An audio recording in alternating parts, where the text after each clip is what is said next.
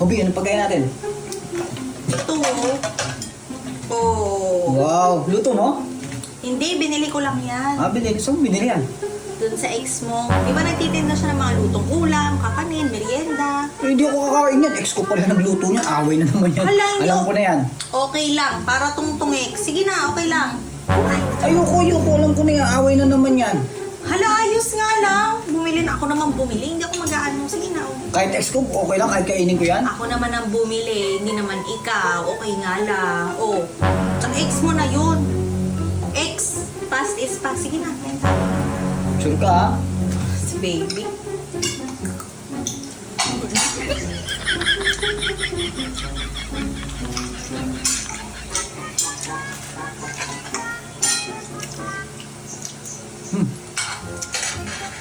Masarap pa rin niya magluto.